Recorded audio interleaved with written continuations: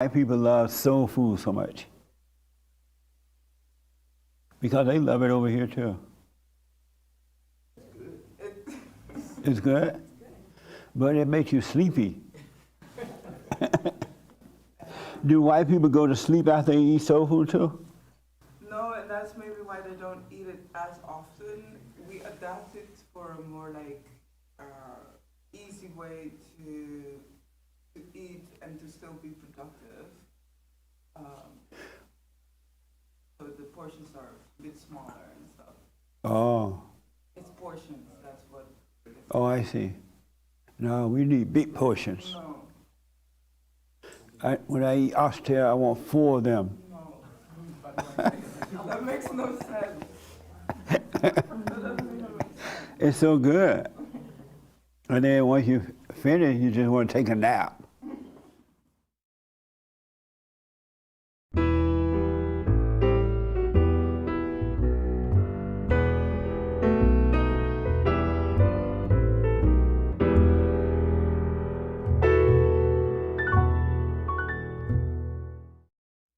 Anybody eat it that way? Good morning. Welcome to the fellowship. We started a little late for whatever reason. Welcome. You can get involved by going to our YouTube chat line at Hake. We'll take your questions and comments, and I'll respond accordingly. Good morning, y'all, again. How's everybody? Good morning. Good. Any questions? Anybody had a life this week? Nobody had a life? You should see them, they dead. You had a life this week? What happened this week? What'd you learn this week? What did I learn? Well, this week, I'm from Buffalo, New York, so it's my first time here. This your first time here? Yeah. Oh, welcome, man. Hey. What's your first name? My name's Greg. Welcome, Greg. So I drove to Baltimore to see my grandma with my mom, my dad. This is my mom. Oh, and hi. I brought Mama. How are you? I'm very good, but I'm not allowed to speak. Yeah. Why not? I said I can't say anything. That's not what I said. Oh, But so we went to Baltimore to see my grandma, and then we flew out from Baltimore into San Diego. Well, seeing my grandma was nice. She's getting up there. She's a little bit old. she's 90? I want to say she's 84. Oh, 84. Yeah. I thought you said she was 90. No, she's a little bit old though. She's 84. And then after that, we flew here to San Diego, and then I drove here today because I want to come see this. So. Did you forgive your mother? Yes. How did that go? Well, she took it okay. Basically, I said I told her I forgave her, and then she started saying, well, you know, maybe I didn't turn you away from your father. Maybe you turned him away from himself or whatever. She started blaming him. Of course.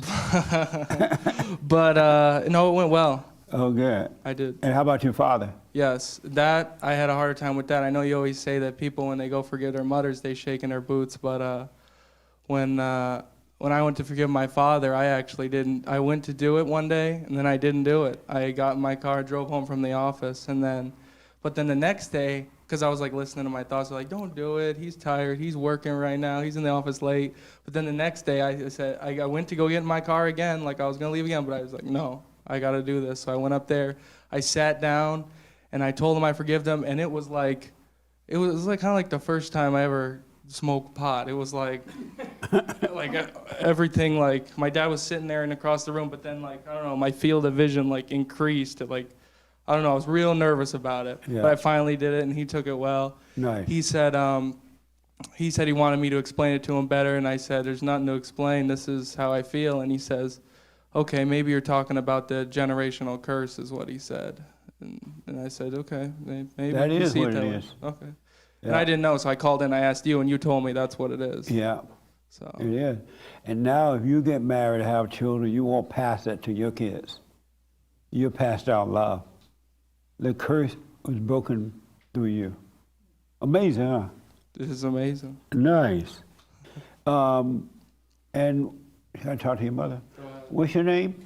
Tina. And why are you so nervous? I'm a very talkative person, and once you get me going, I ain't gonna stop. I'll stop you. Okay. Don't worry. Okay. So, have you heard any of my shows or anything? Oh, yes, I love it. Oh, you love it? Yes, I love it. Oh, good. I don't agree with everything you say, but I love it. I don't have no bad things to say. Right on. Can you tell me one thing you disagree with? Oh, boy. Just one? No. Yeah. For me, not for y'all, the forgiving your mother thing. I had really nothing to forgive my mother for. I love my mother. And you say, do you forgive your father for not keeping you from your mother, or however you For put not it? Yeah. protecting you from your Correct. mother. I thank my mother for protecting me from my father. You do? Yes. And why? Oh, I can't go into it. It was just, he was an alcoholic, beat person, beat everybody up. Don't speak for Mama. Hold on. Hold on, Mom. My bad. Yeah. He was bad. And did he beat you? There were 9 of us, and I was his favorite, so no, I did not get beaten. So what did he do to you that made you resent him? He beat my family, he beat my mom. What did he do to you? Nothing. I never really had a problem with him. Oh, so you don't resent your father? No, I do not. But I do not resent my mother any. But 0. But why do you care that he beat your mother? Because I love my mother. But what did it have to do with him beating her? I don't know. Too much alcohol? Just a No. mean person? He didn't know what he was doing. So your mother was mean too. That's why he beat her. No, she wasn't. Was she a good woman? Ooh, if I could go back and tell you the whole story, I don't think she had a chance to be a good woman. Was she a good woman? I don't think there's anybody good. Was she a good woman? Yes. You said she wasn't. She didn't get No, a chance. I'm just saying, like in the Bible, it says there is not one, you know. So your mother wasn't a good woman. That's why your father beat her. No, that's not true. Men don't beat good women. Oh, yeah? Right. Oh, boy. Okay, well, You think men just walk around, oh, my wife is so good, let me go in there and beat her. yeah. Your mother was difficult for your father to deal with. No. Yeah. No. Ew. No. How could he? Yeah, she was difficult to deal with. You want to know why? Yeah, I know why. They had I know 6 kids by the because time she was 21. Nice. Some of them not even a year apart. Nice. Okay? 6 white babies. Yeah. Your father and mother doing the right thing. Yeah, well, Catholic, no TV.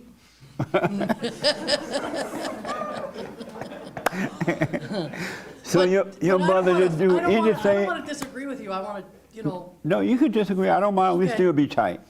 okay. Your mother did nothing wrong. Oh, sure, but not to him, To who? my father. Who did she My do? father beat his own mother. Nice. Okay. So what kind of guy is that? And beat little kids, beat children, beat my sisters, molest my sister? You're not That's supposed good? to spare the rod. I know that, but you don't come home and beat them with a bicycle chain because they spilt milk either. Why not? Come on. They didn't have Are you any serious? trees Are you around. serious? Are you serious? They didn't have any trees for the branches. No, I think you're messing with me, man. No, I am. Oh, thank you. Jeez.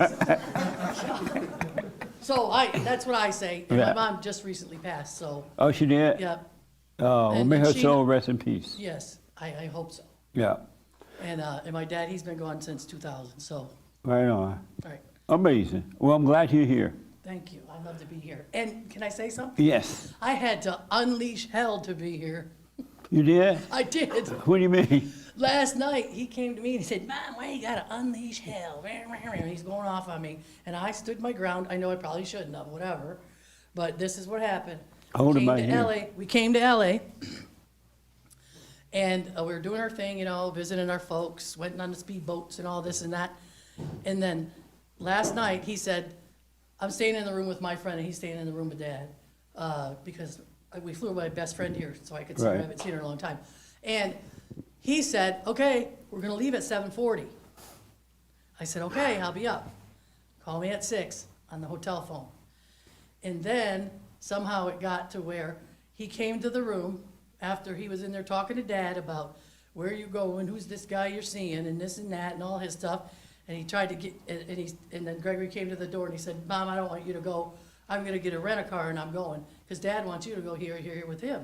And I said, well, I came because I wanted to go see Jesse. That's right. That's right. So then I went in the room and I was very upset, and I laid in bed and I said, wow, I don't know what to say, I don't know what to do. And I was very hurt.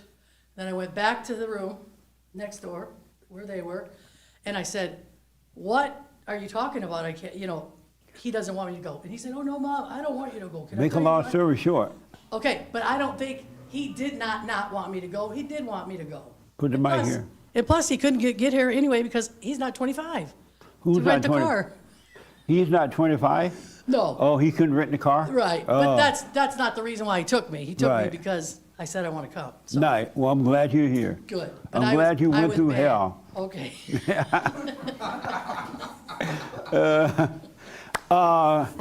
So I have a question, and I need 4 people, at least 4, no more than 4, 3 or 4 people to respond to this question. Who is God? Can I see the hands of 4 people that like to respond to that? 1, 2, 3. Can I get a 4? 4.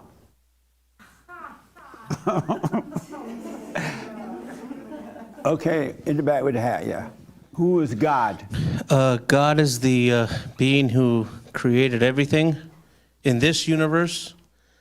He created all of us, the animals of the land, animals of the sea, and then he created man.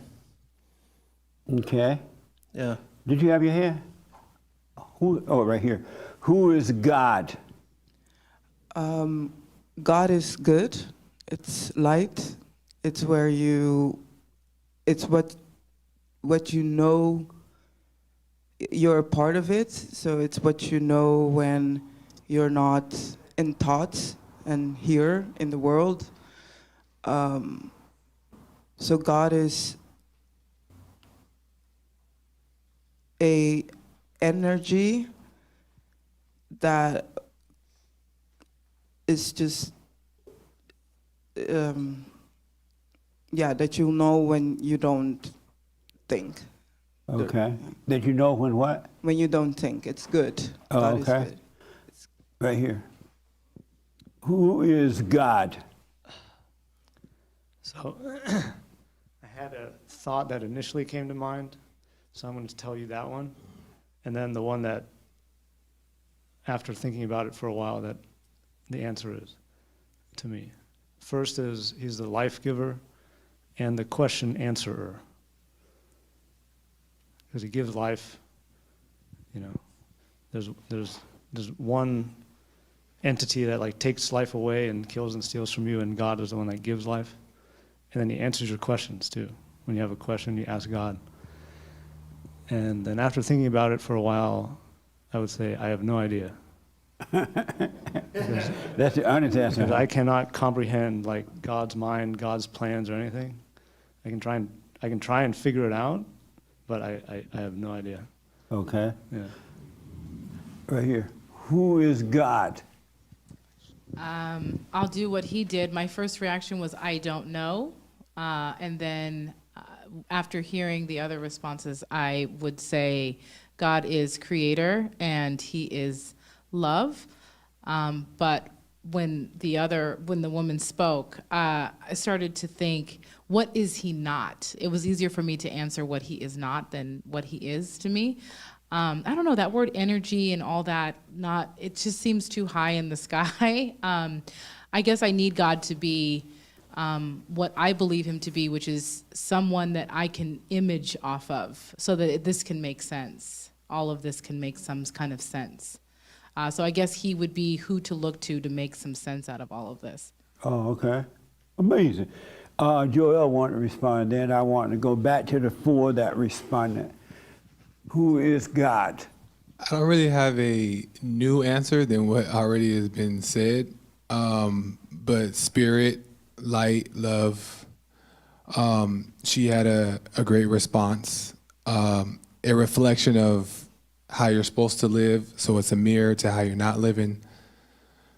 But that's all I got. Everybody, look at everybody. I can read your mind. You're all thinking, who is God? Who is God? I can read your minds. What the? Let me go back. You want to respond to that, Raymond? That's why your hand? Yes. Okay. Who is God? To me, God is my heavenly Father, and I must learn to love him with all my heart and my soul. Okay. And the young lady way in the back, I see you agreeing with that. Who is God? He is the great I am, the Ancient of Days, El Shaddai, Jehovah Rapha. He is the God above all gods, who is a jealous God, and he is available to us by the efficiency of prayer that he created, so we can speak or we could just think it, and he hears us. All right. This your first time here? Yes. Welcome. Thank you. What's your name? Diana. Welcome, Diana. So the young man first in the hat, how do you know that that is God? The things God, you said. He's the creator. How do you know? There's no other explanation. How do you know? How do I know? Well, I mean, man can't explain creation.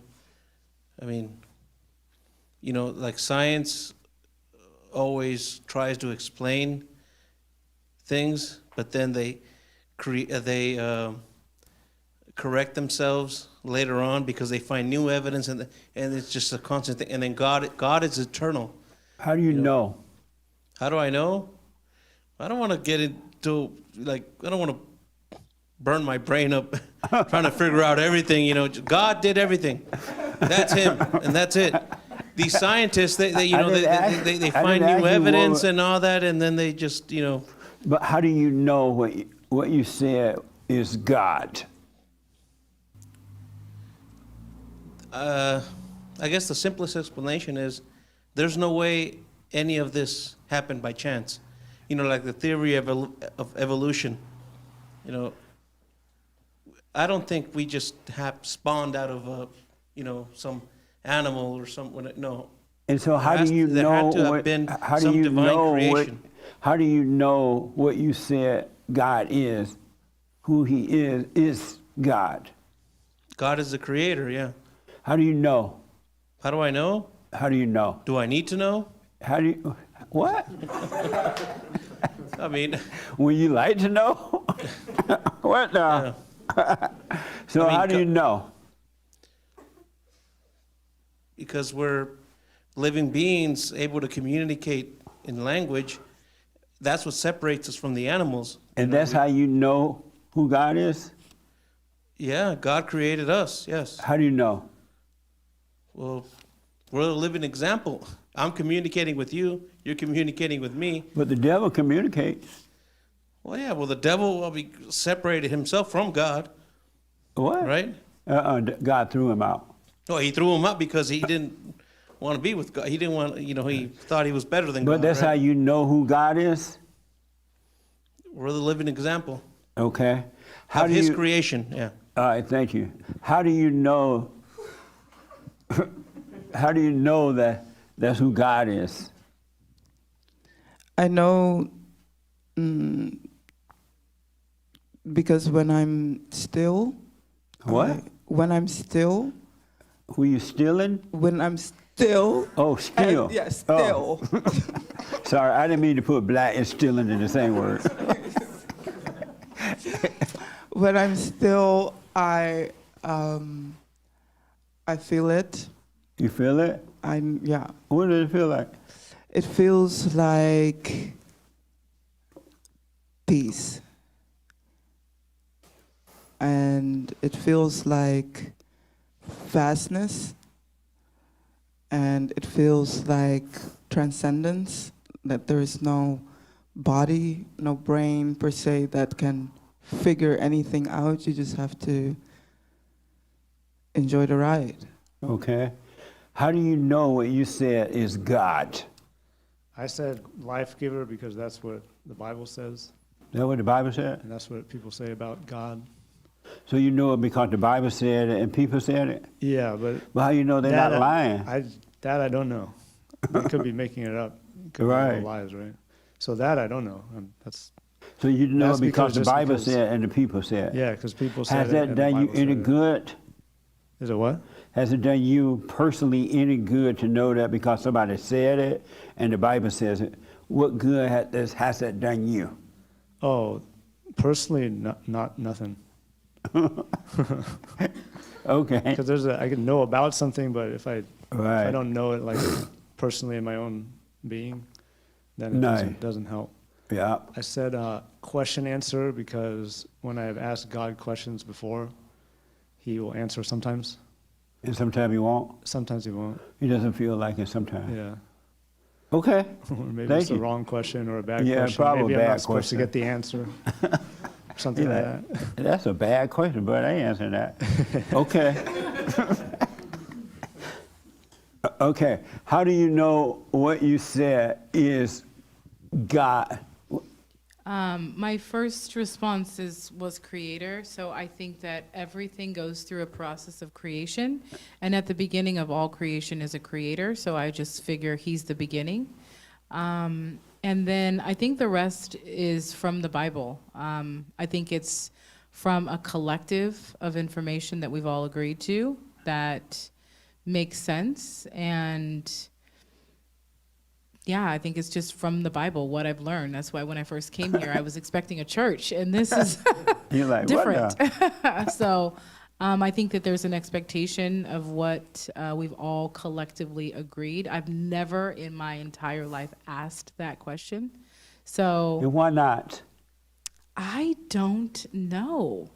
I don't know that I needed to know or not know. I just had never asked myself that question. Yeah. I think that there's this understanding or thinking that God has that revelation power. So if there's something that I was supposed to know, he would like reveal it to me. But I've been looking for a sound or a voice that sounds like mine. I've been looking for something that is like some man going, speaking in a deep voice and just coming to me like what I've seen on television or something. Right. So I think that I've never heard that voice. So I guess I've never asked the question. Nice. Yeah. Isn't that interesting? You never asked that question. It's interesting, but it's also really, I don't know why. I always get scared. It's kind of scary. It's scary? A little bit. Yeah. A little bit. Nice. Joel, how do you know that that is God, what you said? Just from experiencing it when I see it within myself, or when I catch it, or when I'm in alignment, or when I'm in Were you what? like an alignment, or You like, in alignment? I knew that was gonna be the Like a wrong word car? to say. I knew it was gonna be the wrong You word just to said say. alignment?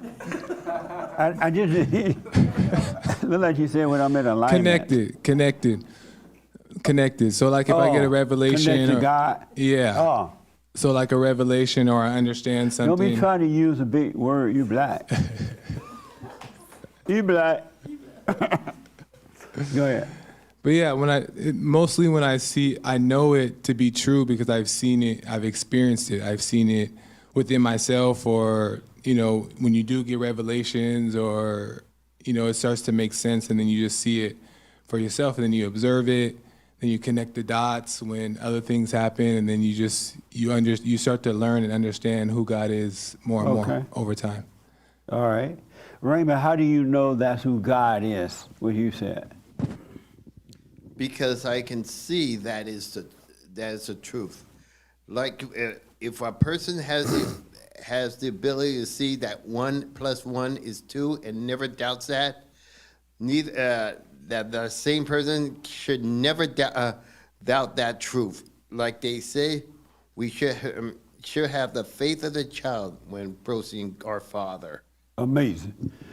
Okay, the young lady, how do you know what you said is God?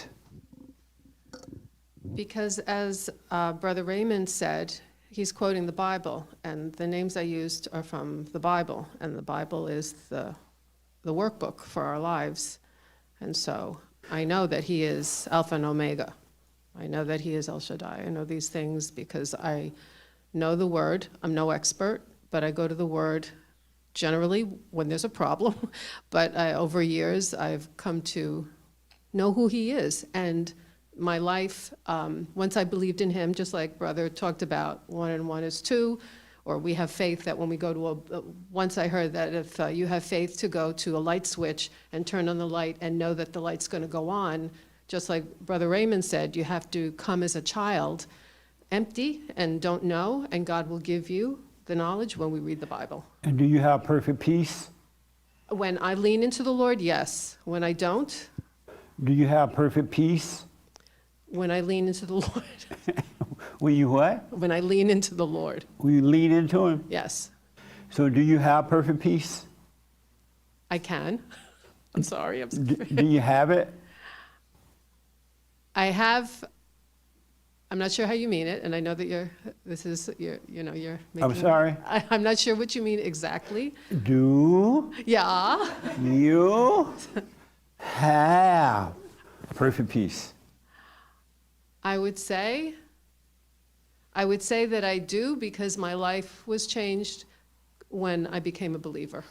And so what do you, so sometimes you have it and sometimes you don't? Or do you have it all the way? I know it, and I have it because I know the Lord, and the Lord has. Do you have it made at all times? I am human and flawed, and I tap into what I know to be the truth when I get distracted. And do you have it all the time? No, So it comes and go?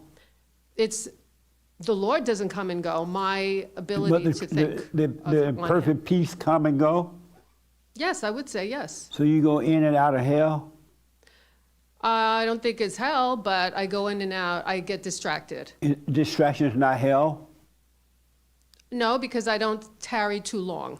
Oh, you just tarry a little bit in hell? No, I see it, and I snap back. Okay, nice. I think I saw one other hand. Francisco, you want to respond? Who is God? I don't really know. I was raised believing Jesus Christ was God, and so I'm barely understanding that. So it's kind of a mystery. So you don't know who he is? Kind of, but not inside. No. You know him outside? Yeah, What does that mean? like everybody else. So I need a joint. Alpha. He's What? the Alpha What and now? Omega. He's the creator of all, the beginning, the last. So that's how you know him? Yeah. And how do you know that that's him? I said I don't. Oh, you don't? I said Did you I think you learned it did that know way. before right now? I did. I thought about this, yeah. Why are you doubting it now? No. I did not know God. I thought I knew God. Up until now, you thought you knew? No, I've known this, this part right here I've known because I used to worship Jesus Christ as God, the Trinity, things like that. I used to think that.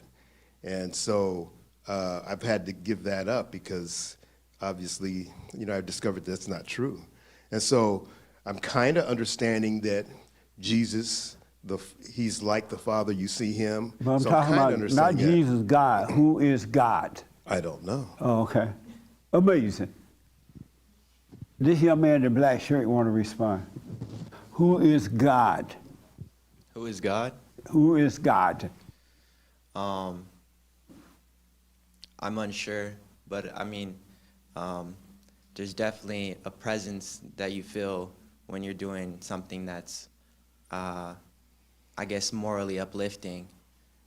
Somebody told me a while ago, they're talking about music in the same way that music can bring you up and bring you down in the tones and the sounds that you hear. I think it's the same way with our moral actions. And when we do complete our moral actions that do fulfill us, I think that brings us closer to God. Amazing. Okay. Did you have your hand? About who is God? Okay. And then we'll move on. Who is God? So God must be a lot like my dad, my father, because my father does a lot of things that I would assume God does for me. Like, for example, my dad says that he'll give me everything I want, like anything I want, like anything I need or want. Want. I don't have to ask. He he might be in a weak state, but I think that God's the thing or person that sent my father for me Okay. to, represent that in my life. And then my dad's like a representative of God. So it's a lot like my dad. Like, if you want to know who God is, you look at my dad, it's pretty close. Okay. Amazing. So before I respond to that, I want to deal with last week's biblical question first, because I think it's kind of all fits in. But first, let me ask, and this is fellowship, so it's not a test. You don't get an A or B or C. It's just plain old fellowship, all right? What do you think about what you heard about who God is in the room today? It sounds like no one's sure. I'm sorry? It sounds like nobody is really sure. And why does it sound that way? I just feel like everybody's kind of listening to thoughts, like, oh, he's this and he's that, and then people they go off by the Bible, what the Bible said, but they don't really know because they know. Oh, okay. How does it sound to you, Sean, what you've heard today as a listener? I really liked his answer. In the white shirt? Man in the white, yeah, because it was similar to how I was thinking about it. What were you thinking? I was thinking, to refer to God as the Father is the only way that I can think of God, is to refer to him as the Father, and that brings to mind my own father. So I think to think of him in any other way would be, I don't know, I almost want to say inaccurate, but when you start looking at the world and you start looking within and you start feeling, by you, I mean me, when I start feeling that everything is exactly as it should be, there's only one person who really made it that way, which is my own father or the Father above, so. And so you agree with him? Yeah. Oh, okay. Everybody else you thought were crazy? Oh, no, I mean, we've all been there. No judgment here, we've all been there. Right. Nice. Oh, man, I hate to do that, but we got to go to Hake for this, too. The Hake report. So, James, what were you thinking, listening to who is God?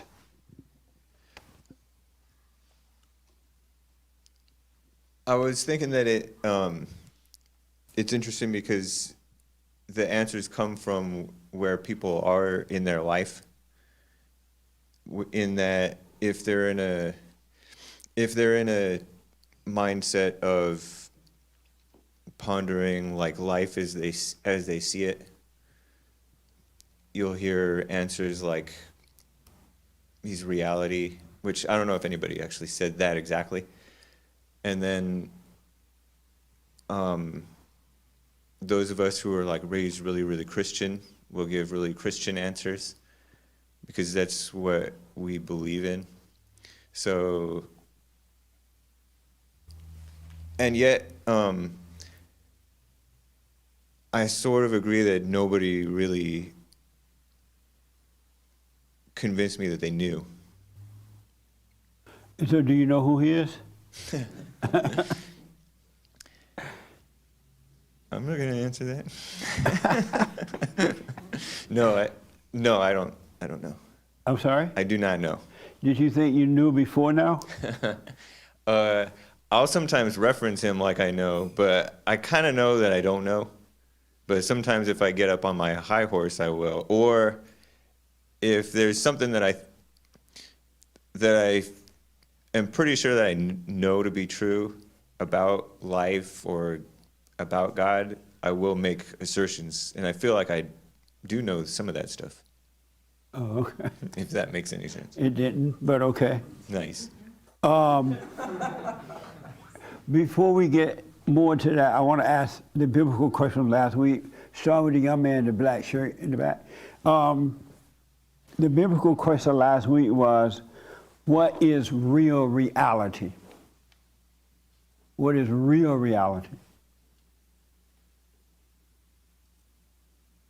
And you say? That which can be perceived without the mind's thoughts running through. That which can be perceived without the mind thought running through. Interesting. And why do you say that? Because when I've personally experienced that stillness of mind, the very texture of what I perceive as a different experience that comes with it. Okay. Amazing. Right here, what is real reality? Well, I vacillated with this question, and I thought about the fact, well, the first thought that came to mind is that reality doesn't exist. It's another made-up word, like racism and all of the other isms and yada, yada. And then I thought my second thought that came was, it's that place we're in when we're completely present, which I don't know anyone who's mastered being present 24 hours a day, 7 days a week, without that, going into their thoughts. Okay. So that brings me back to the original answer, which is I don't believe it exists. You don't believe that real reality exists? I don't. I believe that everything is an illusion. And I have my journey on this path that I'm currently on to corroborate that. Because everything I thought was true, even the God question, I don't believe we have the capacity to understand who God is. I don't think anyone knows who God is. I don't believe that our brains can even conceive of who he is. Okay. So I believe that everything is an illusion, nothing is real, and the best thing we can do to get some semblance of what reality is to stay present and do the silent prayer. And maybe we'll get some glimpse of it, but I don't believe that it's a thing that we'll ever really know. Amazing. What are you thinking about? You look puzzled. Your questions are interesting. Amazing. Mm-hmm. In what way interesting? They're very simple and yet heavy to think about. Because sometimes nothing comes to mind. It's more of an I don't know. Because why reference to real reality? Is there some opposing idea that would help you arrive at that answer? Like, is there a fake reality, not real reality, as opposed to a real reality? So I guess to me, again, Are you guys having fun with this? Yeah. This is so much fun, huh? Yeah. There's nothing like working on your life. Nothing better than that. But go ahead. Yeah, no, it does pose the question that requires you to go within. I guess for me, I get really scared because I don't like going within. Yeah. Which is so strange because I live in this body 24 hours a day. I live with myself 24 hours a day. But I guess maybe as an adult, I've picked and choose what I like to do, and going within is the least thing that I like to do. So I understand. Yeah. But what I want you to know is that that's not you that is afraid to go within. That's that thing that lives inside of you. It doesn't want you to see that it's not you. And so it trembles at the idea that you would possibly look within. Because in order to see, the light of God will shine on the darkness, and it have to leave you. But because you've been identified with the thrills and the thoughts for so long, it feels like it's you, but it's not. So it's not you that is afraid to look within. It's the spirit of evil. Got it. And it doesn't want any human being to look within. It wants you to do everything but look within. It wants you to read the Bible. It wants you to hoop and holler. It wants you to party. It wants you to overreact. It wants you to sing and dance.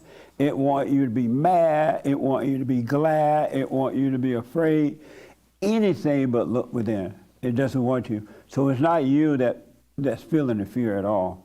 But so are those emotions real? Because this is one of the reasons I don't like coming here. Is because I get emotional. I don't get so like that. emotional, baby. Yeah. So are they real? Are those emotions real, or is that just a manifestation? You feel them real, but they're not real. Heard. You do feel them in your body, but they're not real. Heard. And 100% sure they're not you. So strange. Okay. I have no doubt, 100% they're not you. Got it. It just feels like you because you feel it in your flesh, in your body.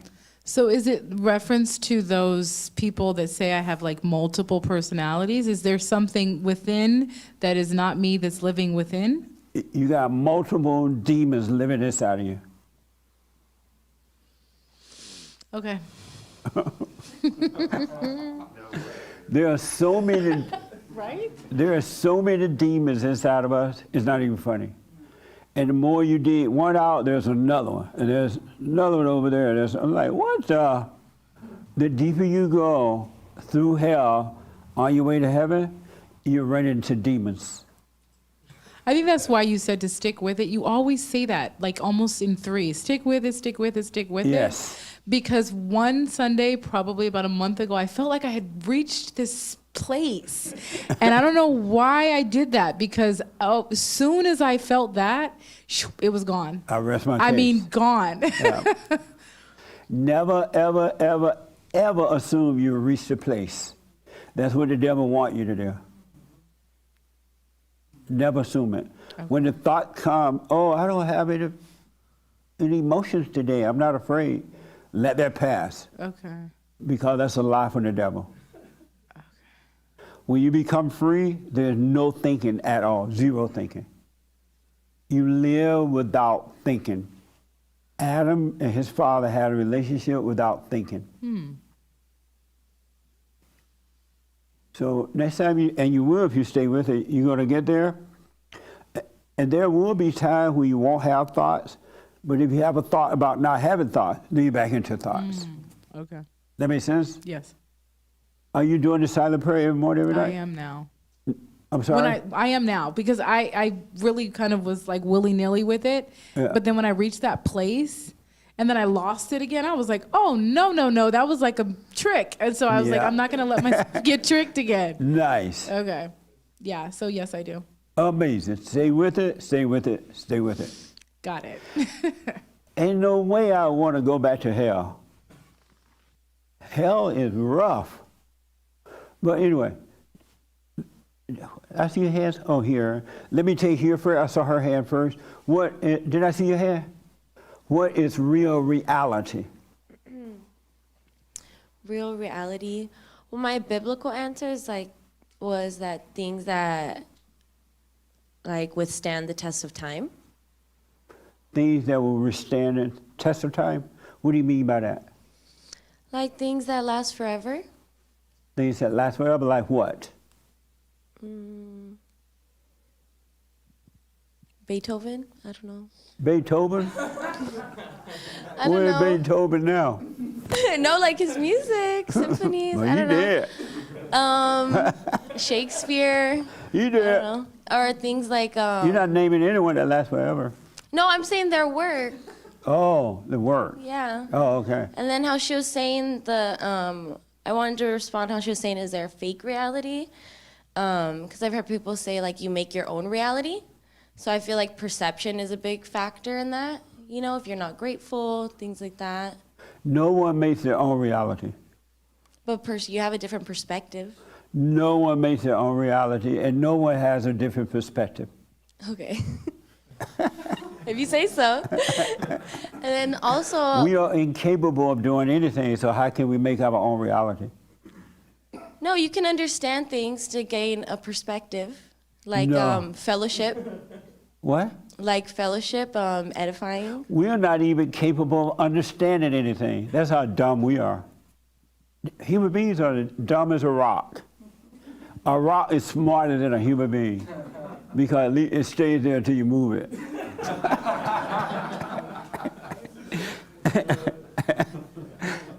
But I just wanted to mention to her that I saw an older video of yours that I really liked. It was like maybe a man on the street thing where you're talking about reality. And then you're saying how, you know, that building's not real. You can tear it down. You can bulldoze it down. Yeah. So I thought that was, you know. Okay. The young man in front of you, then here. What is real reality? Real reality is something that you, like you said, we can't understand.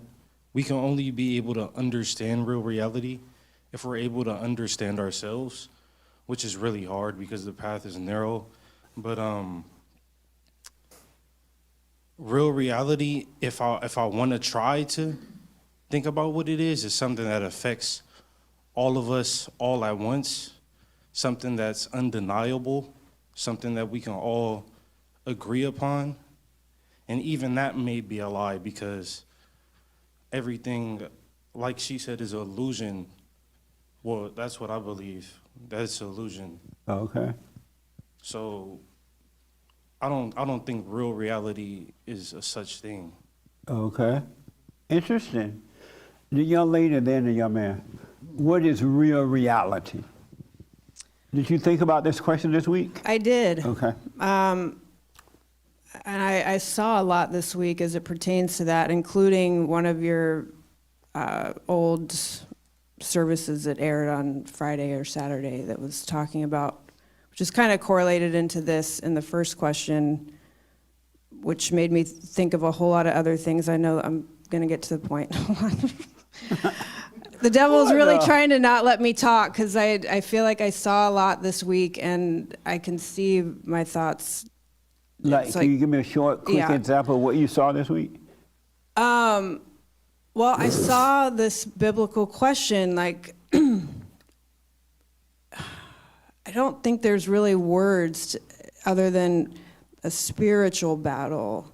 But what I mean by that is, like, the more I watch myself and the more I had an experience this week that was pretty elevated and pretty off guard around somebody pretty prominent, and I was able to watch all of my thoughts through that process.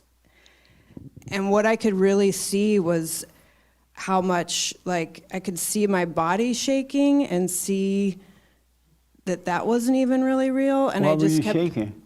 because I felt that emotion of excitement.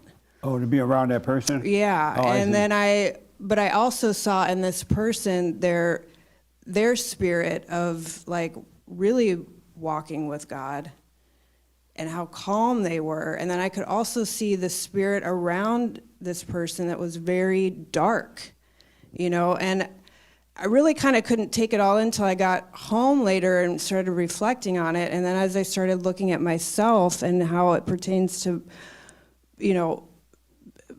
I hate even using a label as an artist because I don't even really relate to myself like that anymore. But in the process of making something and watching other artists make things, I'm like asking myself, like, what is this that's coming out of me? Is this, I always had this idea to be this, like, mad, crazy artist and, like, look at all this stuff I'm making. And as I watch some people do that, I'm like, what is this possession? And I had a deadline for myself today, which is neither here nor there, but it really allowed me an opportunity to give it all up and just say, I don't know.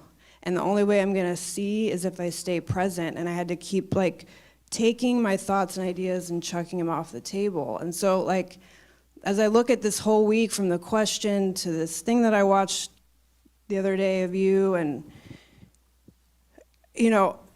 I don't know God because I haven't really fully come to grips with the fact that He is going to fight my battles within, all of this stuff that I'm seeing, all this. Why is it hard to come to grips about that? Because I've allowed the world to train myself that, like, I can do it. I am hard. You know, like, Yeah. all the songs that I know, you know, like, it's all about suiting up, showing up, fighting the thing, I mean, you can't get away from it. The world is just So it's hard for you to get off the battlefield? I don't think hard isn't even the right word. It's hard for me to even use words anymore because it's like there's so much context attached to it all. But I guess what I'm saying is, like, as I see it, I'm like willing to give up more and more words or, you know, preconceived notions or ideas. And I don't think it's hard. I think it's becoming easier, quite frankly, because the more that I see it and the more that I'm really just present, I can see, like, God's already made a way, and I don't need to be doing all this. And it starts to feel lighter and lighter and lighter and lighter. And so what is real reality? I know, wow. I really went around the bush on that. Yep. You went around the mulberry bush. Yeah.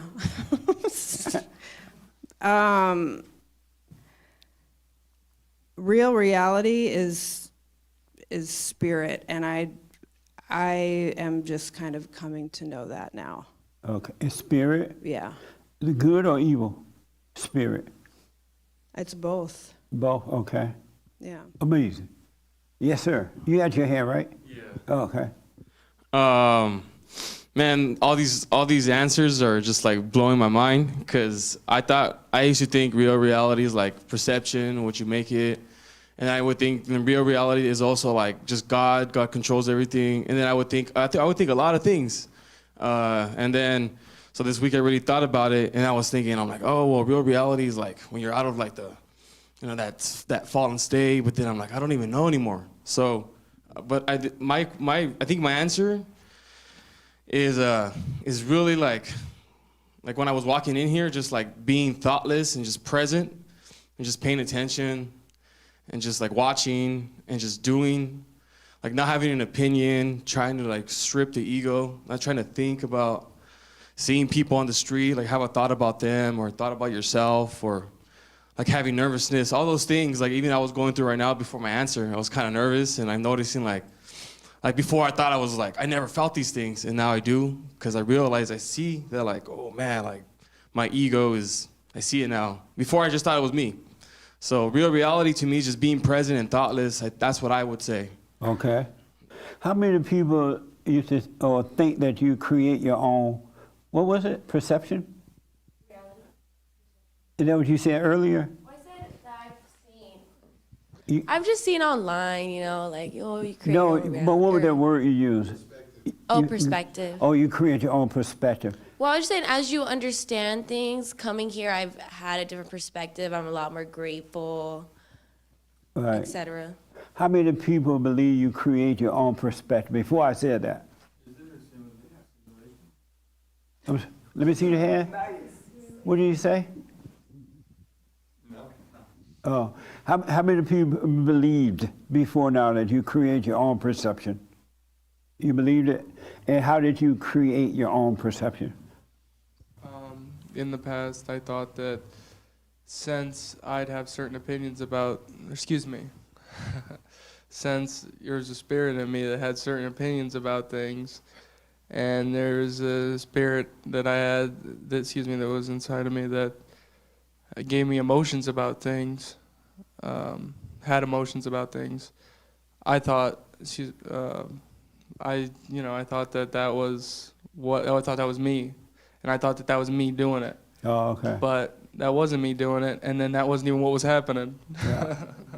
So only one other person, other than these two, thought that you would create your own perception. Oh, okay. I also thought it because I was believing my thoughts. Like I would really just go with what is happening in my mind, that story, that animation, that film, that music, that wanting, desires, non-desires, frustrations, I would believe that that was really truly happening, and I would just believe the thought. Okay. And you said you believe you did at one time? Created your own perception? Yeah.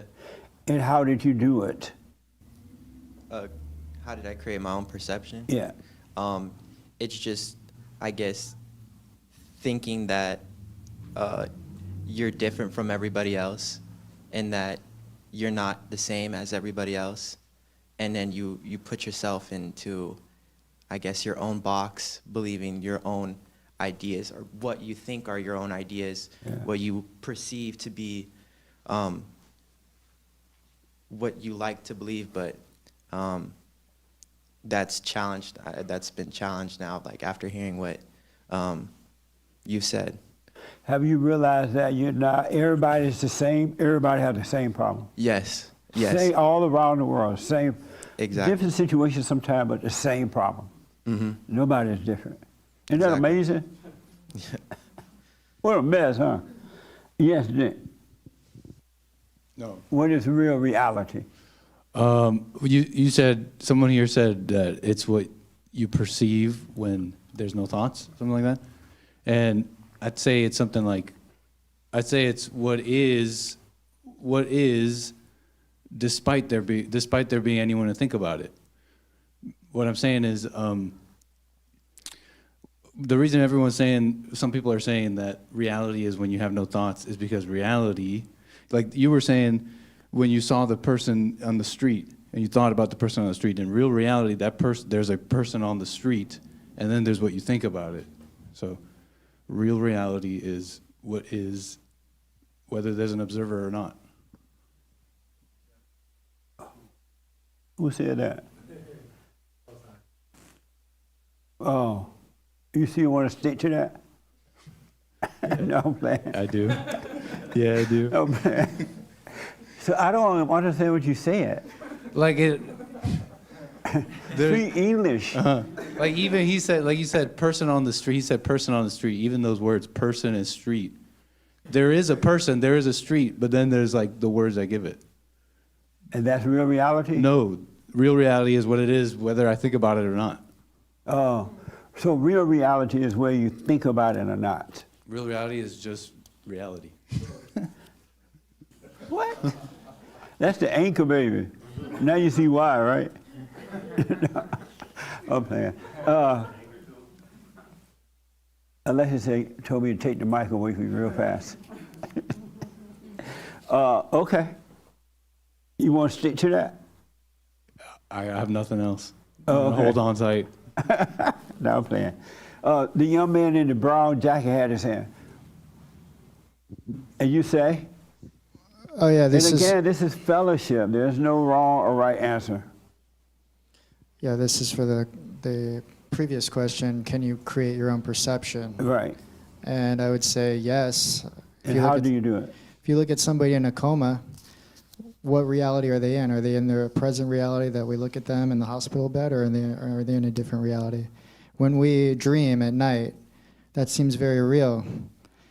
If we were to create a video game that's realistic and we had the headset on for the video game all day, would that be our new reality? So I think in these ways. So that's how you create your own reality, perception? Yeah, it's how perception. And so where did you get the word coma from?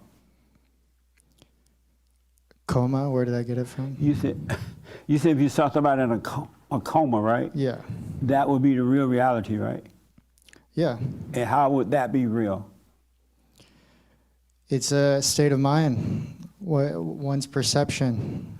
But a lot of people some people that are in a coma are not even there anymore. They have left the body, you just don't know it.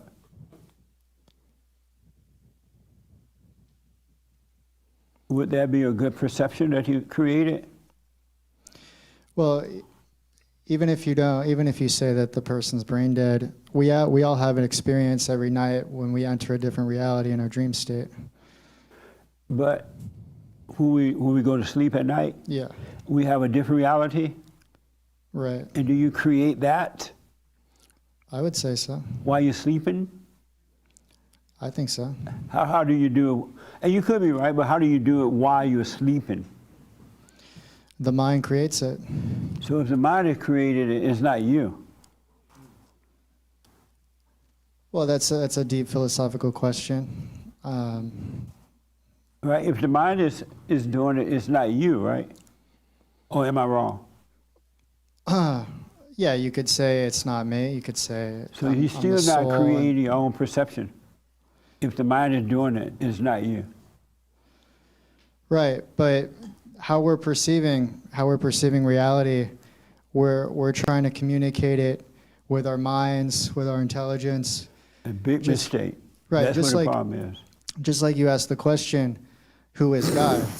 Well, in order to answer that question, I have to use my mind. I have to use the English language. I have to use my tongue to communicate it. Interesting. That's deep. Doug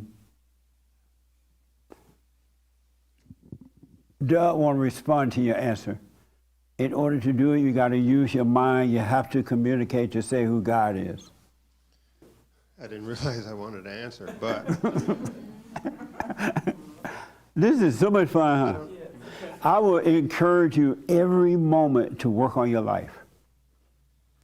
You know, do your practical things to go to work, eat food, but work on your life every moment. This is what God wants you to do. He wants you to always work on your life. Be present with Him. But anyway, go ahead. what part of his answer did you want me to answer? He said that, I forgot now.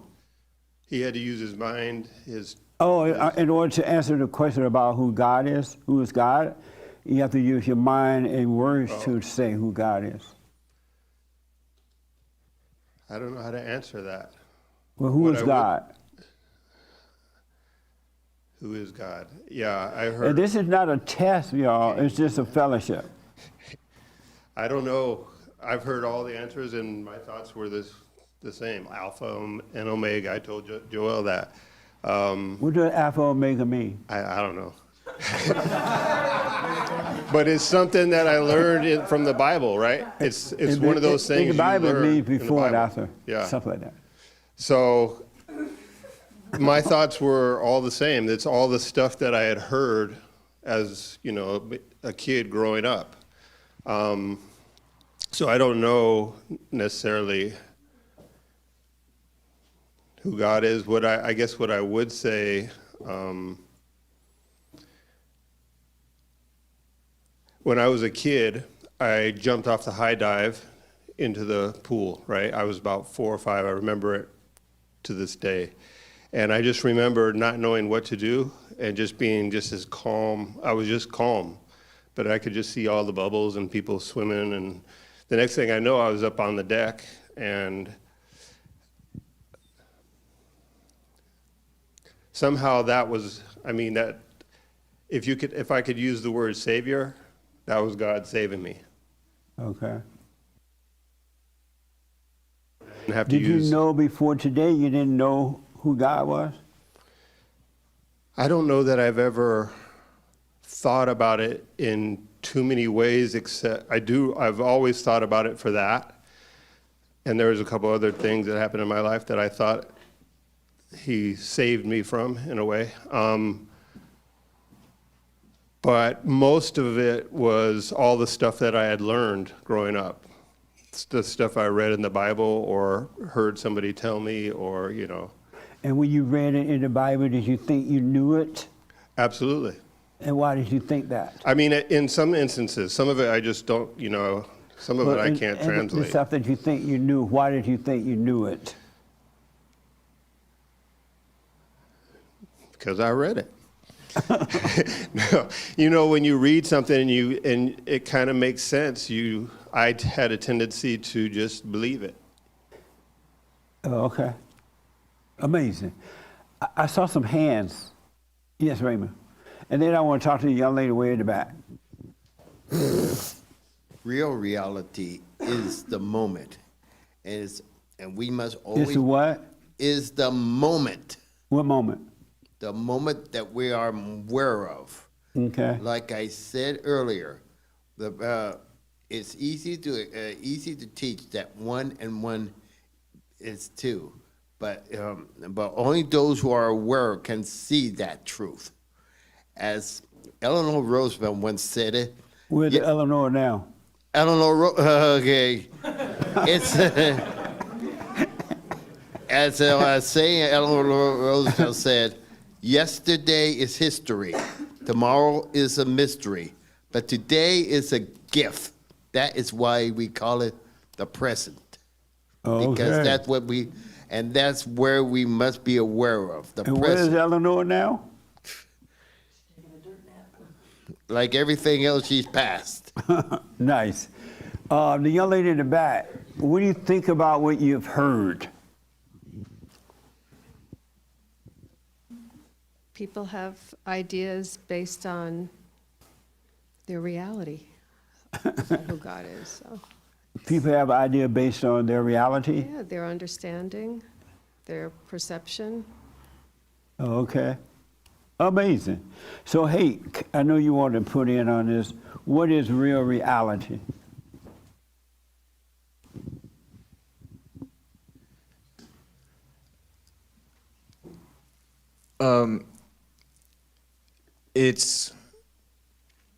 I agree with the anchor baby that it's what is regardless of what we think or see. And I think it's different from anything that I think it's different from what understanding that we'll ever have. What do you mean by that? We may, as we get older, hopefully we get wiser and we become closer to reality, but I don't think that we'll know fully what real reality is. And why do you think that? The Bible says that that we know imperfectly, but then, and I'm not sure when then is, we will know completely and perfectly. Repeat that? The Bible says we know only in part right now. We only know imperfectly. And then later we will know everything. And when will that be? I don't know what it means, that part. You don't know when later we will know everything? Right, I don't know. Oh, okay. Yeah. And so tell me, what is real reality again?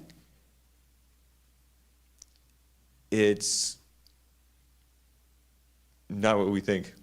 That's all I know that it's. It's what Nick said? Yeah. Oh, okay. And Nick made sense. Well, why are you laughing then? I laugh because it's true. Oh. But it sounds silly also. That's the reason I laugh. What Nick said sounds silly and true? No, what I'm saying sounds silly, but it's also true. The devil, I heard this Jesus say that the devil hated when you laugh. Isn't that right, Sean? Right. The devil hated when you laugh. I saw it in this movie, what's that movie? Pope's Exorcist. Oh, Pope's yeah. Exorcist. The devil hates jokes. Yeah, the devil hated him. I saw another hand. Yes, sir. You asked about what's real reality? Yes. Real reality is not believing the world, because the world is of Satan and Satan is of lies. So that's real reality, not believing the world. Okay. Interesting. Yeah, you're not going to ask me why or how. Let's see, tell me to ask you why. He's going to ask you why. I'm just saying, but it's, yeah. To me, real reality is not believing the world. Okay. Because the world is of lies. World is of Satan. So Satan is lies. Okay. Yeah. Mm-hmm. All right. Yeah. Okay, 3 more hands. Let me take here first, here, and there. And then I put my little 2 cents in. I can't believe how fast this time going. Yes. So I pondered. Are you referring to real reality? Real reality. What is real reality? I pondered the question, and all week long my answer kept changing. And now that I'm here and I'm listening to everybody, my answer has changed again. Amazing. So I don't know if I'm firm about it, but I think real reality is the awareness of God God is the truth and the light, and that is real reality. It's And how do you spirit. know that? I know, and if you would say, what was the question you asked first? How Who do is you know God? that? Oh, Who is God? right. So for me, God is the Father, the creator of all. And when I was younger, I literally called out, like I literally questioned it. I said, I was in a place of like depression, despair, crying. I had lost my best friend. And the pain was so intense for me and nobody could help me and I was alone. And after 3 days of just being depressed, not even getting up to take a shower or anything, I finally got in the tub and I was still crying and I was like, God, if you're real, show me. And it was a spiritual event that happened to me where in the moment that I cried out and said, show me if you're really real, he revealed himself to me in a spiritual way, not in a What voice, happened? Because not in of a time, physical what thing. happened? Oh, I lifted up out of the bathtub and I started pouring water over my head. And every time I poured water over my head, which is something that I didn't normally do, taking a bath, I felt cleansed and the tears dried up. And by the time I got out of the tub, I felt a presence, a spiritual presence, and I knew that it was okay. I wasn't crying anymore. When you I say you wasn't lifted depressed up anymore. like this? Or did No, you I was sit like up? laying down, like lifted up, like sat up. No, not lifted up thinking of like in a physical poltergeist. way. No. Not Did in a anybody else physical think way. she came up like this? I'm like, what? That's the poltergeist movie, but no. Not in a physical way. I just sat up, but Oh, also okay. lifted up like something in my spirit released the pain. It was gone, and I knew that that was God. Okay. Amazing. Yes, ma'am. I just wanted to quickly add, I've already answered the question, Right. but something he said, I found interesting how he said that it's not believing the world or something to that effect, not buying into the world. However, the same applies to the church, because I remember being plugged into a church where it was all based on you're crying or you're speaking in another tongue or you're falling to the floor or whatever, and that's supposed to be the expression of God's presence, when really I look back on that moment and it was all demonic. It was all Satan. There was nothing godly about any of that. So the same applies to the church, which is why I go back to my original answer. There's no reality. Okay. Amazing. Yes, Doug. You mentioned that God and Adam had a relationship without thought. Yeah. So I would say real reality is void of thought. Whatever in that moment, in any given moment, it's void of thought. Okay. Because once we start thinking, we come up with our perceptions. We make our own perceptions. Sorry, I don't know. The devil made me do that. Yes, Alexa. Yes, ma'am. The only thing that makes sense to me as far as real Speak reality. up so they can hear you in the back. The only thing that makes sense to me as far as how real reality is, it's the thing that's right in front of you. It's the next thing to do. And, you know, I've heard a lot of people across the room talk about how they don't really know what real reality is. I just can't help but think that God would want to keep reality from us. Like, that just doesn't make sense to me. The only thing that makes sense to me is the next thing to do, the thing that's right in front of you. Okay. That's it. Interesting. The young lady, I saw your hand and then here. Yeah, did I see your hand? Yeah. Okay. I have a question to this. What is real reality? And I don't know why this came to me. It's crazy. I don't even know if I like it, but this is what it's, I don't know. It's not a feeling. Could it be that real reality is like a computer, a data, 0 and 1s? Is it possible that real reality is a series of events, moments, things that are either good or evil, and those being the 0s and the 1s? Interesting. It is interesting. I don't. Yeah. For me, I don't really like the answer because the question, because it feels very cold. It feels like I don't get to have my emotions in that. I don't get to have my feelings, which I like to take with me everywhere I go. So for me, because what raised that answer or that possibility is because I was thinking, if there is good and evil, then is there room for good thoughts, bad thoughts, or evil thoughts, good things, evil things? So then it shifted everything, and everything became this zeros or ones, good or evil. So for me, again, because I don't get to bring my emotions, I don't necessarily know that I like it, but is it possible, could it be a possibility that real reality is those moments or those things that either fall into that or that? Interesting. I put my 2 cents in. I saw a couple of people want to respond. Why do you think that it's cold not to be into your emotions? Because I feel like, it's a connection. It's a physiological connection to the what? body. The mind to the body is through your feelings. Right. And are you your mind, body, and feelings? I feel like if I say no, then what did God do all that for? Like he was saying about the mind. Go ahead. Why have a mind? Why did God give us the mind to not develop and to be intellectual and to learn? Why would, it's almost like he would give it to us, to waste it? He could have just left this empty. You know what I mean? Like, I don't feel like God is a wasteful God. He wants you to have an empty mind. But why give a mind to be empty? He didn't give you a mind. The mind came as a result of the fall. Well, then why not give us a mind? Why can't we have the mind? I think that the mind does amazing things. You have a brain, and the brain does amazing things. It makes the body function. It makes you run and jump high. It makes you lift weight. It makes you overeat. It makes you undereat. It makes you compensate one another, and blah, blah, blah. That's the function of the brain. But the mind did not come from God. And when you say that with those simple That's why functions, he said bring your whole mind into captivity. He doesn't want you thinking about it at all.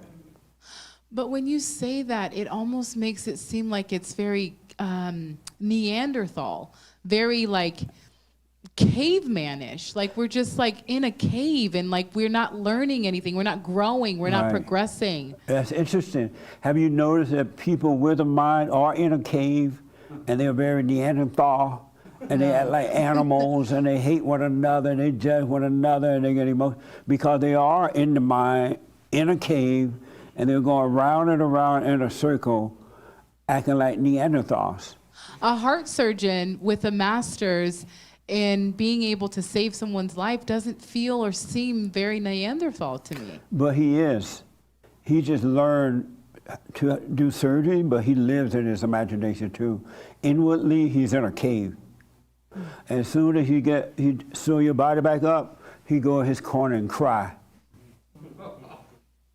He's only feeling good while he's doing the surgery, but as soon as he put the knife down, reality sets in. He's miserable. Which you'll answer soon, which is what is reality? Real reality. Right. Okay. But I understand what you're saying because every human being connected to their emotional stuff, they have identified with it, and they truly believe that it's them. And that's why it's so hard to die spiritually so you can live spiritually. Die from the old nature because it feels like you're dying. But why would Satan trick us through that? Because he's a liar. He's a deceiver. He wants to control you. He wants your soul. Through making us feel like we're in control? Yes. Oh. That's why he's called the deceiver. That is tricky. But has someone told you when you were a kid, you know what? Don't get angry. Don't overreact. Those are not your feelings. That's not you. You would have never identified with them. And you were growing up free instead of living in this cage. But no one told you, and then the world told you that your feelings are you. It's good to have feelings. It's good to be angry. Anger is good. Jesus was angry. They tell you everything to keep you in hell. But I've raised this before, and I don't know why I'm going back in a circle, but when I first got here, when you started to introduce a life with no feelings, I was like, that's a sociopath. That's a psychopath. And the psychopath, sociopath is the one with feelings. If you weren't into feeling, you would never commit a crime. I remember. Okay. Amazing, huh? Yeah. But the devil have tricked you to make you think you are your thoughts and your body and your feelings, and you're not. Okay. I know that for a fact that you're not. That's not even a doubt now. We are not our mind, we're not our bodies, we're not our feelings. Emotions are evil. Okay. What? It's heavy. It's stressful. Because you have to detach.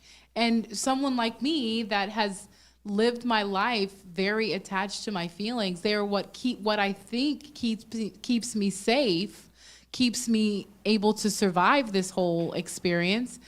It's scary. Yeah, I understand. You're right. But it's not keeping you safe. It's destroying you. But you call it safety.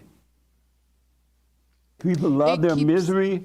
People love their hell, and they call it heaven. Isn't that amazing? You're right. It keeps me in a cave. It Yeah. keeps me reinforced. You can't Yes. get to me because I'm going to find an emotion or a feeling that will alert me to something, and it will keep you out and me in. Yes. That's interesting. That's deep. It is. Yeah. That's why I'm telling you to stay with it. You're on your way. Just stay there. And you're going to get deeper and deeper into hell. But you got to go through hell to get to heaven. But what if I don't want anyone in and I don't want to get out? What is that? I feel like this is a movie. This feels like a movie. And what if you don't want what now? What if I don't want to get out? What if I am so attached to this place that seems so safe, but I do, but I don't, but I do. Yeah. Like I want to be in the space where you're talking about, but I don't want to give up what I feel keeps me safe. Most people don't want to get out of their hell. They want to stay in this false sense of safety, right? Right. A few do want to get out. And that's your battle. You want to get out. If you didn't want it, you wouldn't be here today. But I have to give up those emotions. I have to give up those things. Right. And it just feels like when I realize that that's how I could keep myself safe, it feels like you're like a kid and you found a treasure. So you're almost asking me to give up what feels like a treasure. I'm encouraging you to give up the fake treasure in order to receive the true treasure. Oh, and that's so crazy. Because I would really think that you're deceiving me. Like, you feel like a game show host that's trying to get me to pick the box that doesn't have anything in it. Right, and that's what I want you to do. You want the empty glass. Got it. Absolutely. And again, I want you to know, if you didn't want it, you wouldn't be listening to me at all, and you would not be here. You keep coming back because you do want it, but this thing inside of you that you have identified with does not want it, but you think it's you that want it, but you don't want it. You want it, but you don't want it. The real you want it. You want to return to the Father. Otherwise, you would have given me the finger the first Sunday you came, and I would not have seen you since. And anymore. this is why this moment starts to feel unreal. Like we're talking about reality, but in this conversation, I'm questioning, like, am I really sitting here? Is this real? And it's crazy. Like, it's literally crazy to think that, because I know I'm here. I drove here. And you... That's how crazy it is. I know, it seems stupid. No, you're right. I know what you mean. But so you were thinking that in your head right now? Absolutely. You were talking to yourself? Yes. I didn't see you moving your lips. Who was talking? I feel like it was me. But it wasn't you. Got it. I didn't see your lips moving. It sounded like me. Right. That's what the devil does. It has all of my characteristics. You have all of its characteristics.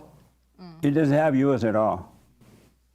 Because the real you is here, But you're down here and you have all of the devil's characteristics. And that's what you want to overcome. Heard.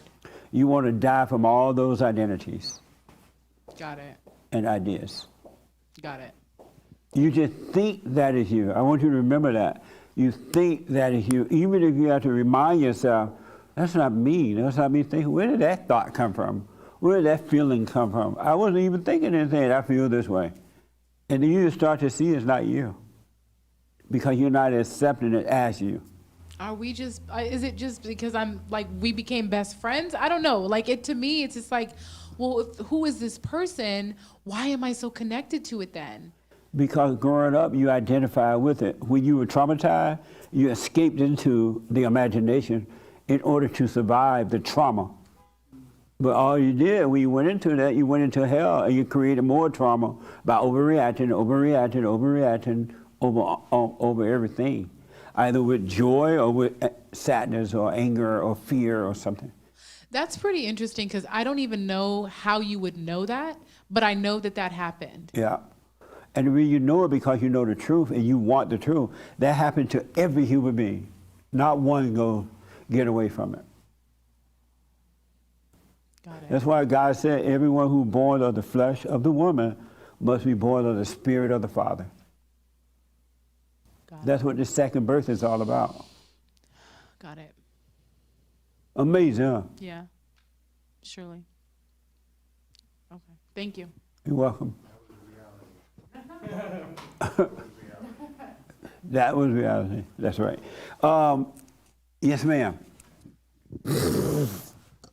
Regarding the notion that we should take captive our minds, Right. In Corinthians, Paul, who was Jewish, who was Saul, who on the road to Damascus met Jesus and became Paul, he was telling the Corinthian church, who had a lot of problems, this, among the many things he taught in the book of Corinthians. Inasmuch as we, meaning the church at that time, refute arguments and theories and reasonings and every proud and lofty thing that sets itself up against the true knowledge of God, and we lead every thought and purpose away captive into the obedience of Christ, the Messiah.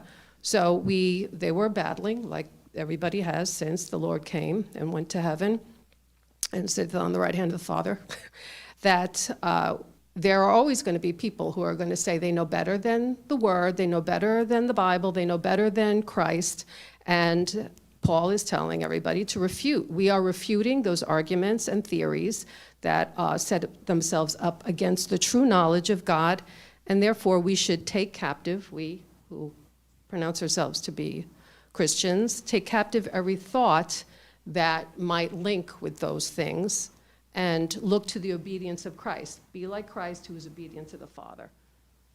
And that means what to you? That means we don't shut our minds down, because our minds are our weapons. They are our organs. They are the engine. So we take captive every thought, like the word says, because this was their reality, and Paul was addressing these people in the early church who had everything against them, everything. When you say, it sounds like are you saying that your thoughts are different than the mind? I'm just reading the word that I thought was pretty clear. No, and I'm just saying that when we said earlier that we take captive our mind, it's not our minds. The we thoughts take are not the captive, just the word says, like we're supposed to do. We're not supposed to think about, I like that car, maybe I'll steal it. You know, take captive that thought. I like that wallet, they're not looking at it, they put it down, maybe I should steal it. We should take captive every thought, not just what the little ones that I just mentioned that are earthly ones, but every thought that pulls us away from the obedience of Christ, who came to show the Gentiles what it was to believe in one true God. So are you saying that we should not bring every thought into captivity? It says, I'm just quoting what it says, and that's what I believe. Just for my understanding, in reading that, are you saying that you should not bring every thought into captivity? In this context, again, it is Paul talking to people who are debating in a context of a Greek environment that meant multiple gods. And here, these Gentiles, these people who were Greek, who were raised to be around Zeus and all these multiple gods that we learned about in school, these people are now coming up in a dangerous place because Corinth is run by the Romans. But because of time, are So you saying that? they're saying, Paul is saying then and saying to us, there's going to be a lot coming against you. Just revert back to, as we debate, not you and I, but as Paul says, as we have to debate around a culture that says, no, you're wrong, God is not who the Bible says, et cetera, take captive every thought that would lead you that way and return Give me a to yes Christ or no is. for my own understanding. I'm black and slow. You are not slow, I am.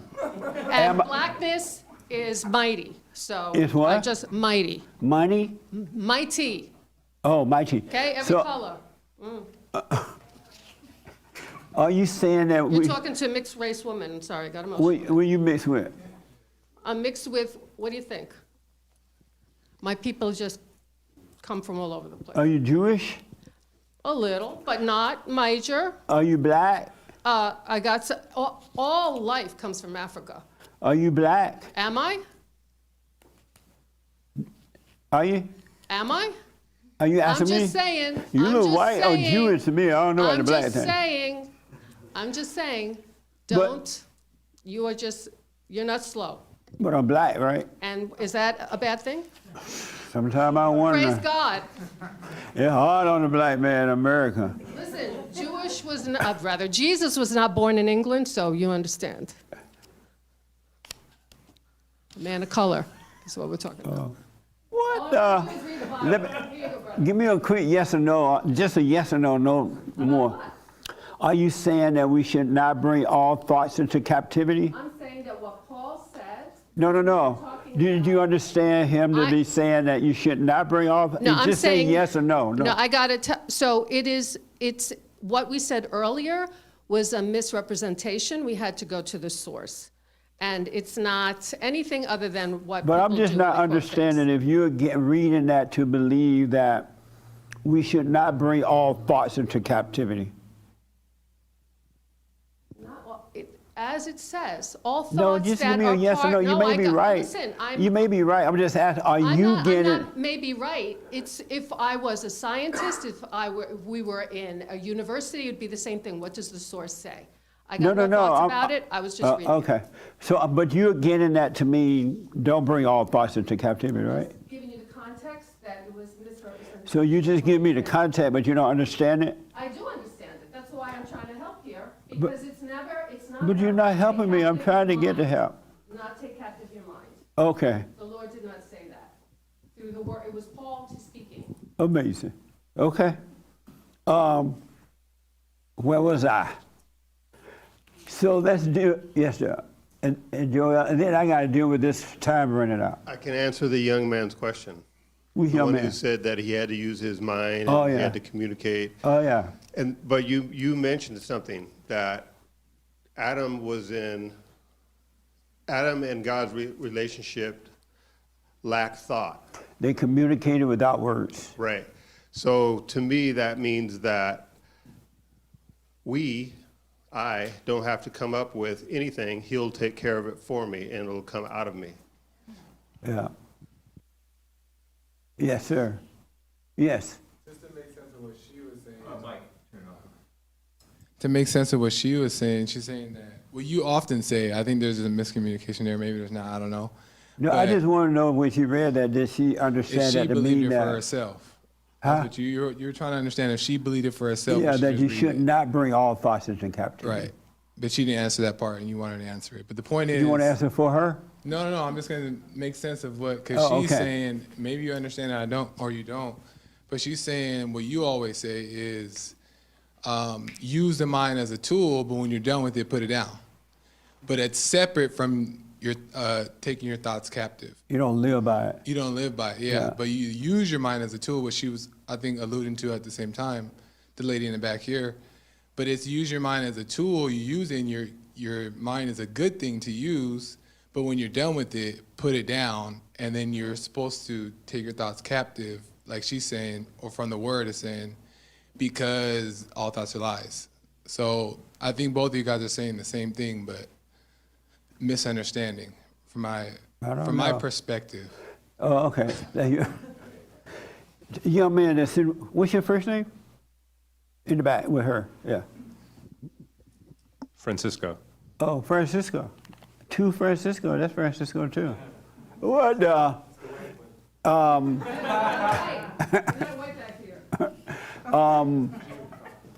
Did you understand what she was saying? No.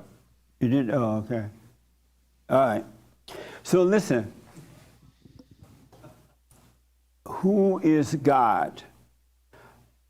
Don't believe me. All right. I want you to hold on to what you know until you can see it for yourself. All right?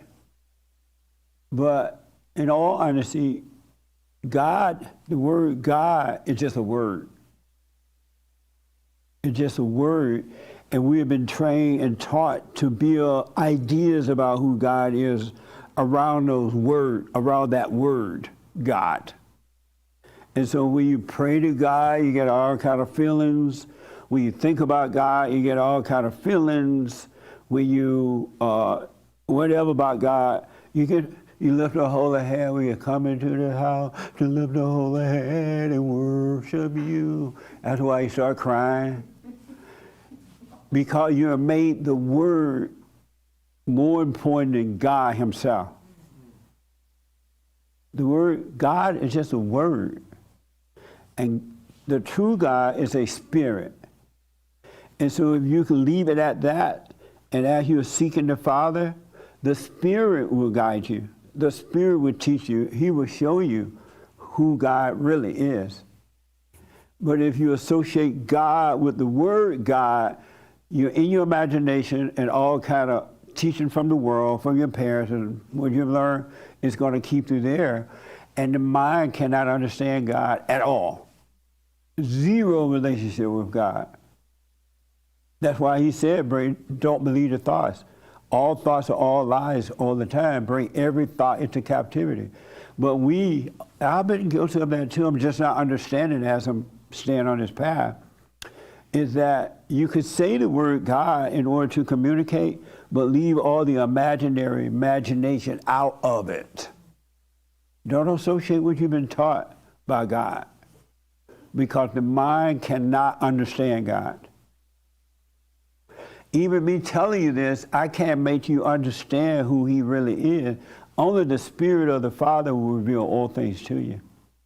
So do what you want, but I suggest you just, when you communicate, or even when you ask God something, just say, God, give me more light. But don't go, God, Lord, Father, give me more light.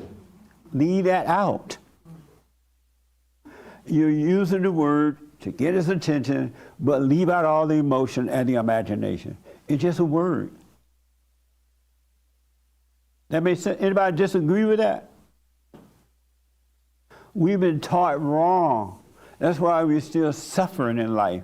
That's why you have anger and doubt and fear and jealousy and worry and strife and looking outside for someone to make you feel good and always trying to associate with something, a degree, or think that we can figure it out, because we've been taught wrong.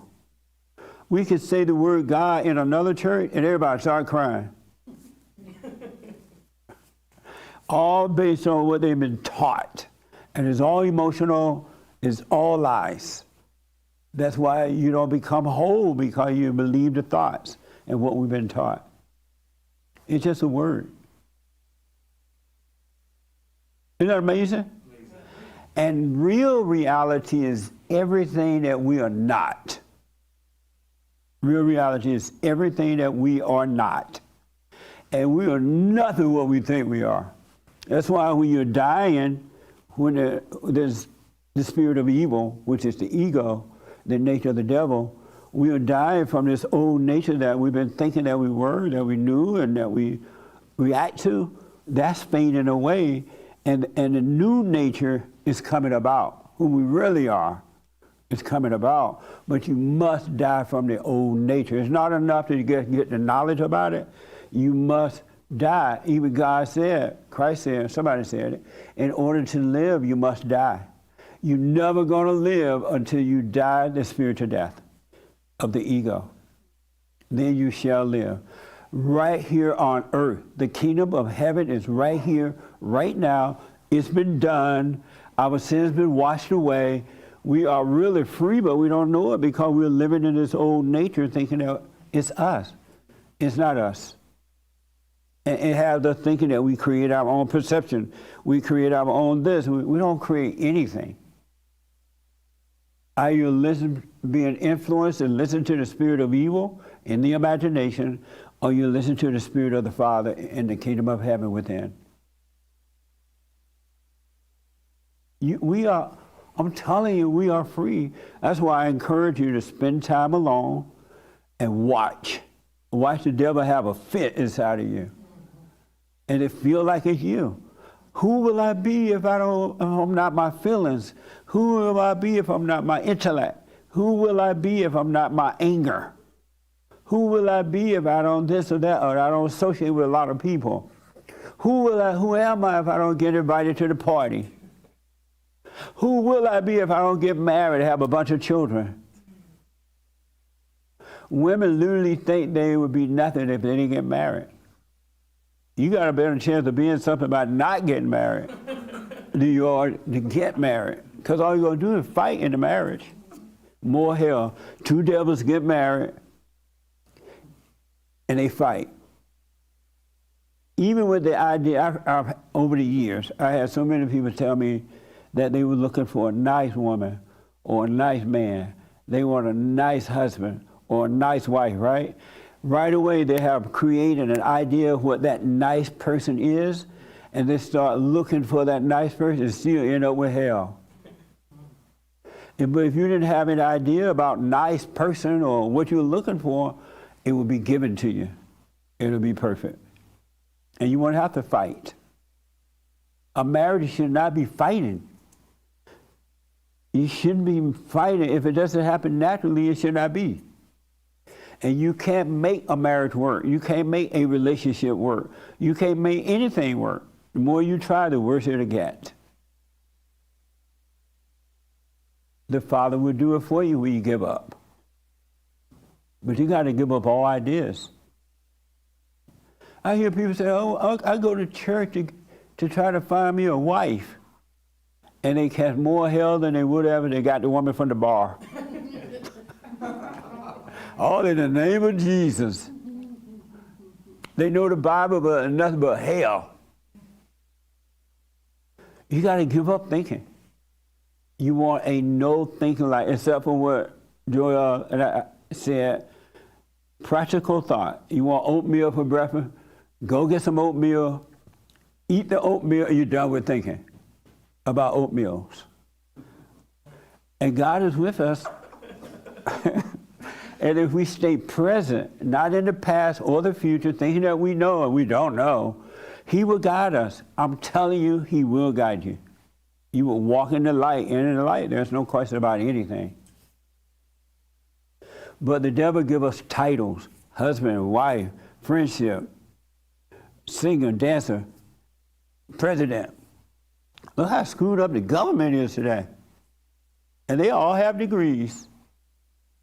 Just messed up, just like everyone who lives in their imagination. We got to let the imagination go. God is a spirit, and so are we. And I almost don't want to tell you that because Satan's going to create an image of a spirit. And you're going to walk around saying, I'm spiritual. Because you just left one false image to another one. It's like a criminal, when he go to jail, he come back a preacher. I got saved in jail. He just let one false identity go and took on another one. Now you're a preacher. Have you seen so many people go to jail and they come out Christians? All they have are false identities. No more identities. That's what you're dying from, is those identities. You got to go dumb. Why are you taking a deep breath with that one? That seems heavy. It's too heavy? That's heavy. That's pretty heavy. Yeah. It's big. Big or heavy, one of the two. I can't figure out. Because every smart person is dumb. Every smart person is dumb. You must go dumb. Don't make yourself go dumb. Don't go around and say, I'm dumb. But because that's what the devil will do. He'll give you these false images that you hear that sound good, and you'll find yourself repeating them, but you're still in hell. Stop that too. All right? Any questions about that? Let me take here, there, then we got to end. Yes. Just real quick, you said something about the being alone thing. I think that is the biggest challenge in terms of this journey. I had a very busy full week this past week, and I purposed to have Saturday as a day to do nothing. Yes. I set that goal. I'm not doing anything. The day came, and I'm antsy, and I'm wondering, okay, the phone isn't ringing. I want to do something, and I'm like crawling out of my skin, even though I planned to have a day to do nothing. Yep. So I found that interesting. And don't forget the biblical question for next week. Just throwing it out there. I won't. Thank you. When you get up in the morning, don't just jump up in your head already, racing to work. Open your eyes, look around, notice yourself putting your feet on the floor. Be aware. Start your day out in awareness, and your day will go amazingly. It will work out. But if you start out in a hurry, your whole day will be in darkness. You want to practice being aware. That's where the answers are, that's where the Father is. And then you have time left over. You really, really will. God doesn't want you to be in a hurry. He doesn't want you to be rushing around in life. Satan does, and the world have taught you to be busy. Your daddy, your mama, your teacher, everybody tell you need to be having something to do. You're trifling. You're not doing anything. You're so trifling. Now you got to prove that you're not trifling, and you get everything, you're still trifling. You got to be successful. And the moment they tell you got to be successful, you feel like a failure. And so now you got to avoid feeling like you're not successful, you get all this stuff, and you gain the world, and yet you still feel like a failure, like you're not successful. And you're not. We've been set up, we've been lied to, folks. But you could be free. Christ came, and it made it done. It's done. And the young lady, and I understand what she meant about the African things, and white folk came from black folks and all that mess. That's so unimportant, it's not even worth talking about. It's so unimportant. Because we're not our bodies anyway.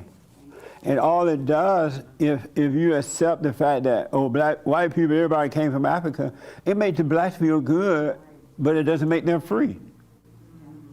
It doesn't do anything but build their ego. And things so messed up, we don't know where we came from at this point. Because everybody wants to say we came from there. Every race. You know what I mean? Every race want to be the best race. Like that has some meaning to it. That has no meaning. It's a waste of time. But salvation does. Returning to the Father is everything. Overcoming the world is everything. It's life itself. And in closing, I want you to know, for sure, and you hearing this from a slow black man. A black and slow. And I never imagined that the Father would use me in this way. But you could have paradise right here on earth. Every one of us, every one of you that want it. Most people don't want it. That's the problem. Oh, it's not a problem for us. It's a problem for the person that don't want it. And if they don't want it, don't impose it on them. God is not bothering those that don't want it. Those who welcome the truth, he bring you home. Those who don't want it, he leave you in hell. And he and Jesus get up every morning. They go down to the cafe mocha shop. And now the cafe mocha shop sell egg with bacon. Y'all ever had that? God tells Jesus, you know what? Bring me 2 of those eggs with bacon along with the mocha. And they sit back and watch the world go around. And Jesus, they be laughing. I'm like, what the? Because they're not going to force it on you. And we don't have a right to force it on one another. That makes sense a little bit? Yes. So, did you have a short question or comment? Did I see your hand? I'll probably ask it next time because I think it's kind of, I don't know if it's short or not. So. Let's try it real fast. I was just gonna ask, like, if like I don't know God, is it still, and I'm seeking God? Does that mean I don't like does it not exist for me, or? It's beautiful you don't know him. Because not knowing him, you don't have all these fake ideas about him. So that's good. Because I thought before this, I'm like, oh, I want to say I do know him because I'm like, oh, I'm going through like, trying to understand like my faith and all that. But now, like, I realize I really don't know at all. That's right. Like whatsoever. So that's what we all got to realize instead of this illusion that we do know him. Because if we knew him already, we'd be free already. You would have no fear, no doubt, no pain, no emptiness, no insecurity, no lostness. You would be whole if you already knew him. I want to say one more thing about like the whole like identities and all that. I know she was saying about the doctor and how you said he'll go back and weep and cry when he's done sewing up whoever. I remember when I was working like my part-time job, and I thought when I got promoted to full-time and make more money that I'd be happier. I was worse off. Yes. Until I started to understand my faith. So that's just something that I learned. Yeah, absolutely. I know for a fact, without a doubt, after 30 years of counseling and talking to people around the world, all kinds of people, when they put that knife down from doing the surgery, they go into misery. They only feel good while they're doing the surgery because they go unconscious, and it's a good feeling to think that you're a doctor, you're a surgeon, you healing this patient, right? But as soon as they're done with that, reality sits in, you're nobody. And they go home and their wife beat them up. The kids don't like them. They can't wait to go back to work. As a matter of fact, they accidentally hit the emergency button, so the hospital, let the hospital call in, so they can leave home and go back, hang out at the hospital. Nobody is happy with anger. No one is happy living in their imagination.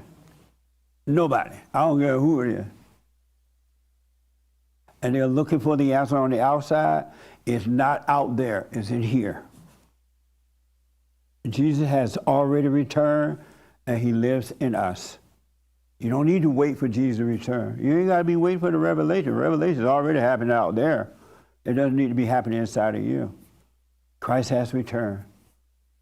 We have the Father, the Son, and the Holy Spirit living right inside of us. But you got to give up and let go. You got to, and last thing, then I'm done. And I'm telling you as a witness, even in your darkest moment, even in your scariest moment, when you're just trembling in fear, let yourself do it. Let that happen. Tremble in fear and go through hell. When your mind is busy telling you nobody likes you, you don't like nobody, you need a joint, you need this or that, right? And you're trembling, let it happen. Don't do anything to stop the fear, but face it anyway and go through it.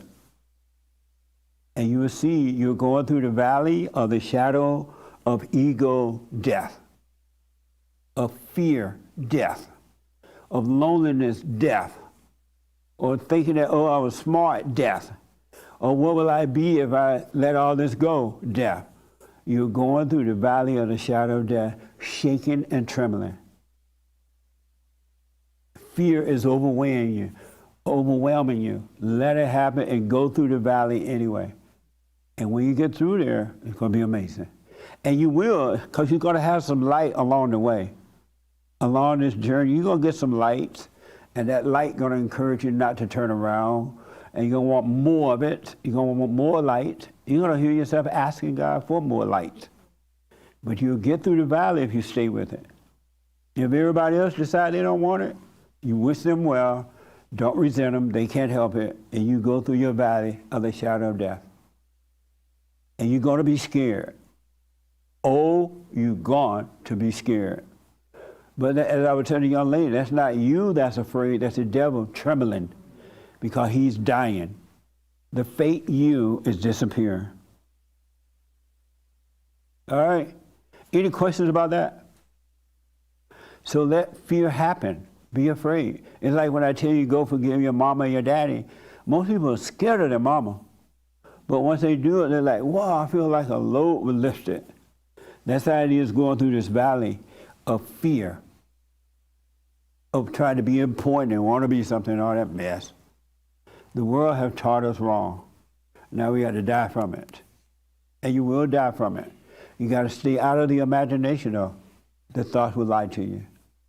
So do the silent prayer and watch. That's all you have to do. Go to Word, do your practical stuff, and just watch what's happening inside of you. It's going to be amazing. And the bread, thank you. Because normally I forget. But just watch, do the silent prayer and watch. Go about your day trembling inside. No one knows you're trembling but you. And that's the devil. All right? And watch yourself. Watch it, watch the not you. And you'll be fine. It ain't about color. It's not about male or female. It's not about what you have or don't have. It's about dying from the world, overcoming the ego. And you can have paradise right here on earth and all this mess going on around you out there. You can be fine. Your world is fine. Really. It really, really, really is. All right, so don't forget. And the brand new biblical question, when you don't know what to do, why do you distort it by doing something? When you don't know what to do, why do you distort it by doing something? I'm going to get 2 people to respond, only. The young lady in the back first. When you don't know what to do, why do you distort it by doing something? I'd have to think about it. Too deep to just. Oh, okay. Right here, and then you bring me, that's it. Because I'm out of time. This is going to be short and simple. When you don't know what to do, why do you distort it by doing something? Because I'm an idiot. We can get a new question now. Amazing. Yes, Raymond. I'll make it short. Because we're egotists. I'm an egotist. Amazing. That's the biblical question.